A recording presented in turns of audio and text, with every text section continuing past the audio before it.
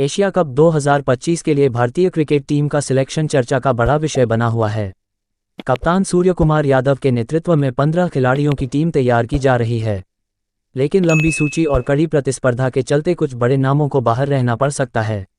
इस बार का टूर्नामेंट बेहद रोमांचक होने वाला है, क्योंकि टीम इंडिया की जर्सी पहनने के लिए कई दिग्गज और युवा खिलाड़ी दावेदारी पेश कर रहे हैं।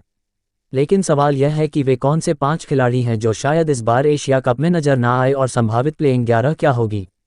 आइए इस पूरी स्थिति को विस्तार से समझते हैं और एक ऐसी स्क्रिप्ट तैयार करते हैं जो आपकी दी गई जानकारी के साथ मिक्स होकर 4000 शब्दों की हो, बिना पॉइंट्स या सबटाइटल्स के और पूरी तरह हिंदी में। एशिया कप 2025 की तैयारियां जोर शोर से चल रही हैं। भारतीय क्रिकेट कंट्रोल बोर्ड यानी बीसीसीआई की चयन समिति के सामने एक मुश्किल काम है। 15 खिलाड़ियों की अंतिम सूची तैयार करनी है, लेकिन प्रतिभाशाली खिलाड़ियों की लंबी फहरिस्त के चलते यह फैसला आसान नहीं। कप्तान सूर्यकुमार यादव की अगुवाई में टीम का ढांचा लगभग तैयार है। सुनने में आ रहा है कि 3 ओपनर और कुछ प्रमुख खिलाड़ियों के नाम लगभग तय हो चुके हैं। बस 1-2 स्थानों पर अभी चर्चा बाकी है। आधिकारिक घोषणा 19 या 20 अगस्त तक होने की उम्मीद है, लेकिन उससे पहले ही क्रिकेट प्रेमियों में यह उत्सुकता चरम पर है कि आखिर कौन कौन से खिलाड़ी इस बार एशिया कप में भारत का प्रतिनिधित्व करेंगे, और शायद उससे भी बड़ा सवाल यह है कि वे कौन से खिलाड़ी हैं जो इतने प्रतिभाशाली होने के बावजूद इस बार टीम में जगह नहीं बना पाएंगे।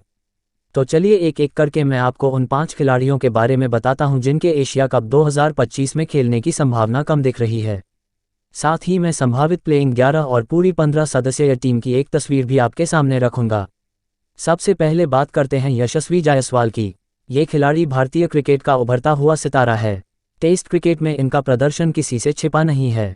2024 में T20 इंटरनेशनल में भी इन्होंने अपनी छाप छोड़ी थी।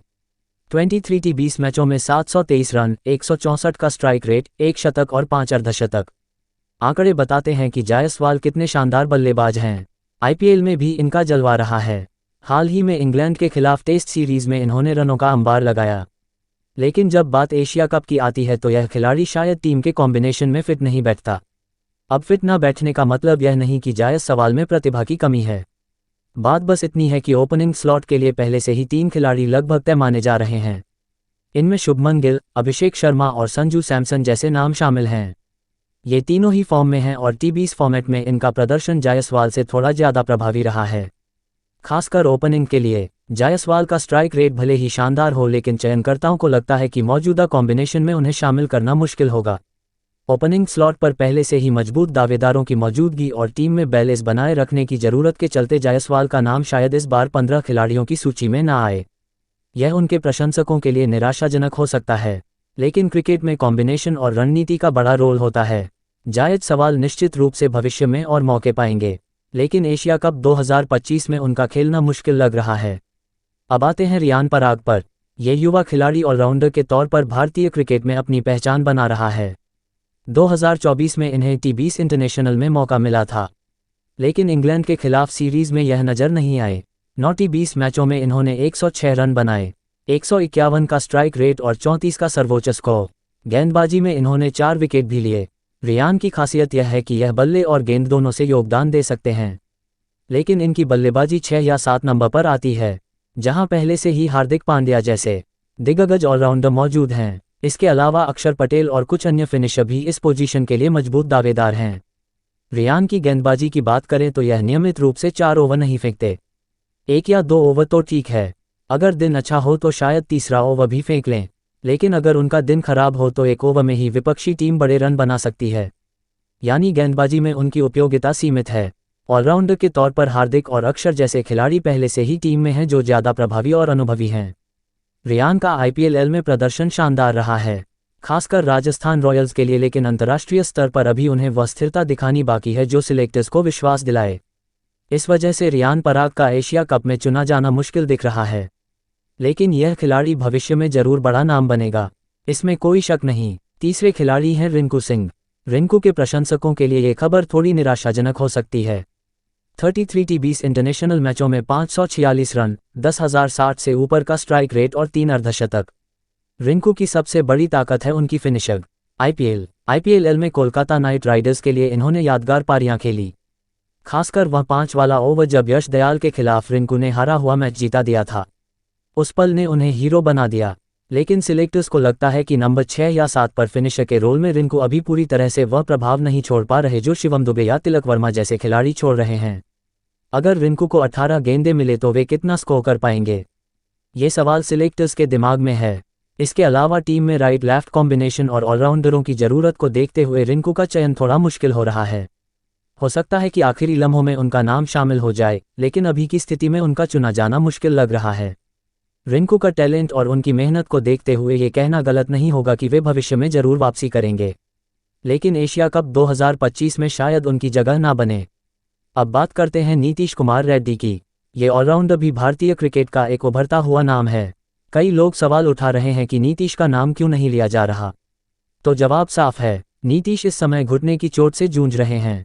ये ग्रेड ए चोट है जिसके ठीक होने में कम से कम 3 से 4 हफ्ते लग सकते हैं। एशिया कप का समय नज़दीक है और अगर नीतीश पूरी तरह फिट नहीं हुए तो सिलेक्टर्स कोई जोखिम नहीं लेंगे। नीतीश ने इंग्लैंड के खिलाफ टेस्ट सीरीज में हिस्सा नहीं लिया था और चोट के बाद वे रिहब से गुजर रहे हैं। उनकी प्रतिभा पर कोई सवाल नहीं है, बल्ले और गेंद दोनों से वे योगदान दे सकते हैं, लेकिन उनकी अनफिटनेस इस बार उनके चयन में सबसे बड़ी बाधा है। सिलेक्टर्स नहीं चाहेंगे कि एक बड़े टूर्नामेंट में अनफिट खिलाड़ी को मौका दिया जाए, खासकर जब अक्टूबर में वेस्ट इंडीज़ के खिलाफ टेस्ट सीरीज भी आने वाली है। नीतीश को शायद अगली सीरीज में मौका मिले, लेकिन एशिया कप में उनका खेलना मुश्किल दिख रहा है। आखिरी नाम है ऋषभ पंत का। पंत भारतीय क्रिकेट के सुपरस्टार हैं और उनके प्रशंसक हर सुबह सवाल करते हैं कि पंत का नाम टीम में क्यों नहीं है। तो जवाब साफ है, इंग्लैंड दौरे पर रिवर्स स्वीप खेलते हुए उनके पैर में चोट लगी थी। ये चोट इतनी गंभीर है कि वे 2 महीने के लिए T20 क्रिकेट से बाहर हैं। T20 फॉर्मेट में संजू सैमसन को पहली पसंद के तौर पर देखा जा रहा है, जो न केवल विकेट कीपिंग करते हैं बल्कि ओपनिंग में भी ताबड़तोड़ बल्लेबाजी कर सकते हैं। पंत की चोट की वजह से वेस्ट इंडीज़ के खिलाफ सीरीज में भी हिस्सा नहीं ले रहे। ऐसे में एशिया कप में उनका चुना जाना लगभग नामुमकिन है। बैकअप विकेटकीपर के तौर पर जितेश शर्मा या ध्रुव जुरेल जैसे नामों पर विचार हो रहा है। पंत की वापसी निश्चित रूप से भारतीय क्रिकेट के लिए बड़ी खबर होगी, लेकिन एशिया कप 2025 उनके लिए शायद जल्दबाजी होगी। अब बात करते हैं संभावित प्लेइंग 11 की। एशिया कप 2025 में सूर्य कुमार यादव की कप्तानी में भारत की टीम कैसी दिख सकती है, चलिए एक तस्वीर बनाते हैं। ओपनिंग की जिम्मेदारी शुभमन गिल और अभिषेक शर्मा पर होगी। गिल अपनी तकनीक और आक्रामकता के लिए जाने जाते हैं, जबकि अभिषेक ने हाल के T20 मैचों में अपनी विस्फोटक बल्लेबाजी से सबका ध्यान खींचा है। तीसरे नंबर पर खुद कप्तान सूर्य कुमार यादव आएंगे। सूर्य का T20 में रिकॉर्ड शानदार है और वे मध्यक्रम को स्थिरता देने के साथ साथ बड़े शॉट्स भी खेल सकते हैं। चौथे नंबर पर संजू सैमसन, जो विकेट कीपिंग के साथ साथ आक्रामक बल्लेबाजी का दम रखते हैं। पांचवें नंबर पर तिलक वर्मा, जो लेफ्ट हैंड बल्लेबाजी का बैलेंस लाएंगे और मध्यक्रम में गहराई देंगे। छठे नंबर पर शिवम दुबे, जो बड़े मारने और पार्ट टाइम गेंदबाजी का ऑप्शन दे सकते हैं। सातवें नंबर पर हार्दिक पांड्या, जो ऑलराउंडर के तौर पर फिनिशर का रोल निभाएंगे और तेज गेंदबाजी में भी योगदान देंगे। आठवें नंबर पर अक्षर पटेल, जो स्पिन गेंदबाजी के साथ साथ निचले क्रम में उपयोगी रन बना सकते हैं। गेंदबाजी आक्रमण में 2 स्पिनर होंगे, कुलदीप यादव और वरुण चक्रवर्ती। कुलदीप अपनी चाइना मैन गेंदबाजी से विपक्षी बल्लेबाजों को परेशान करेंगे, जबकि वरुण की मिस्ट्री स्पिन T20 में घातक साबित हो सकती है। तेज गेंदबाजी में अर्शदीप सिंह, जो डेथ ओवर्स में अपनी सटीक यॉर्कर के लिए जाने जाते हैं। ये थी संभावित प्लेइंग 11, लेकिन पूरी 15 सदस्यीय टीम में कुछ और नाम भी शामिल होंगे। वाशिंगटन सुंदर एक और ऑलराउंडर के तौर पर बैकअप होंगे, जो स्पिन गेंदबाजी और निचले क्रम में बल्लेबाजी का विकल्प देंगे। तेज गेंदबाजी में हर्षित राणा और प्रसिद्ध कृष्णा, जो अपनी गति और स्विंग से प्रभावित कर सकते हैं। बैकअप विकेटकीपर के तौर पर जितेश शर्मा या ध्रुव जुरेल में से कोई एक चुना जा सकता है। जसप्रीत बुमराह का नाम भी चर्चा में है, लेकिन उनकी वर्कलोड मैनेजमेंट को देखते हुए सिलेक्टर्स उन्हें आराम दे सकते हैं। अगर बुमराह नहीं खेलते तो खलील अहमद या मुकेश कुमार जैसे गेंदबाज उनकी जगह ले सकते हैं। कुछ बड़े नामों की बात करें तो युजवेंद्र चहल, मोहम्मद सिराज और रवि बिश्नोई जैसे खिलाड़ी भी शायद इस बार बाहर रहे। सिराज ने हाल ही में टेस्ट क्रिकेट में 185 ओवर फेंके हैं। वेस्ट इंडीज़ के खिलाफ टेस्ट सीरीज और वर्ल्ड टेस्ट चैंपियनशिप को देखते हुए उन्हें आराम दिया जा सकता है।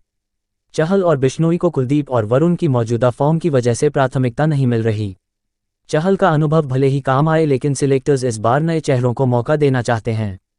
बिश्नोई को शायद थोड़ा और इंतजार करना पड़े, क्योंकि उनकी गेंदबाजी में अभी वह स्थिरता नहीं दिखी जो कुलदीप या वरुण ला रहे हैं। एशिया कप का सिलेक्शन एक जटिल प्रक्रिया है। सिलेक्टर्स को न केवल खिलाड़ियों की फॉर्म और फिटनेस देखनी होती है, बल्कि टीम का बैलेंस, राइट लेफ्ट कॉम्बिनेशन और विपक्षी टीमों की रणनीति को भी ध्यान में रखना होता है। इस बार टूर्नामेंट में भारत का सामना श्रीलंका, पाकिस्तान, बांग्लादेश और अफगानिस्तान जैसी मजबूत टीमों से हो सकता है। ऐसे में गेंदबाजी और बल्लेबाजी दोनों में गहराई जरूरी है। स्पिन गेंदबाजी हमेशा से एशिया कप में अहम रही है और कुलदीप वरुण की जोड़ी भारत के लिए तुरुप का इक्का साबित हो सकती है। वहीं अर्शदीप और हर्षित जैसे तेज गेंदबाज शुरुआती और डेथ ओवर्स में प्रभावी हो सकते हैं। बल्लेबाजी में गिल, अभिषेक और सूर्य जैसे खिलाड़ी पावर प्ले और मध्य ओवर्स में रन गति को बनाए रखेंगे, जबकि हार्दिक और दुबे जैसे फिनिशर अंतिम ओवर्स में ताबड़तोड़ बल्लेबाजी कर सकते हैं। क्रिकेट प्रेमियों के लिए ये समय रोमांचक है। हर कोई अपनी अपनी ड्रीम 11 और ड्रीम 15 बना रहा है। आप भी सोच रहे होंगे कि कौन से 15 खिलाड़ी परफेक्ट होंगे। मेरी लिस्ट में वे नाम शामिल हैं जो मौजूदा फॉर्म, फिटनेस और टीम की ज़रूरतों के हिसाब से सबसे उपयुक्त लगते हैं। लेकिन आपकी राय क्या है? क्या आप चाहते हैं कि रिंकू सिंह को मौका मिले या फिर नीतीश रेड्डी अगर फिट हो जाए तो उन्हें शामिल किया जाए, या शायद युजवेंद्र चहल जैसे अनुभवी खिलाड़ी की वापसी हो? ये सब सवाल 19 या 20 अगस्त को जवाब मिल जाएंगे, जब बीसीसीआई अपनी आधिकारिक लिस्ट जारी करेगा। तो दोस्तों, सिलेक्शन का वक्त करीब आ चुका है। ये टूर्नामेंट न केवल खिलाड़ियों के लिए बल्कि प्रशंसकों के लिए भी एक बड़ा मौका है। अपनी पसंदीदा 11 और 15 खिलाड़ियों की लिस्ट बनाएं और मुझे बताइए जब फाइनल टीम का ऐलान होगा, तब हम बैठकर चर्चा करेंगे कि आपकी लिस्ट सही थी या मेरी। एशिया कप 2025 में भारत का प्रदर्शन कैसा रहेगा, ये देखना भी रोमांचक होगा। क्या सूर्य कुमार यादव की कप्तानी में भारत ट्रॉफी जीत पाएगा? क्या युवा खिलाड़ी इस बड़े मंच पर छा जाएंगे? ये सारे सवाल जल्द ही जवाब मिलने वाले हैं। तब तक क्रिकेट का ये जुनून बनाए रखिए। बहुत बहुत शुक्रिया इस लंबी चर्चा का हिस्सा बनने के लिए। अपनी राय जरूर शेयर करें और एशिया कप के लिए तैयार हो जाए।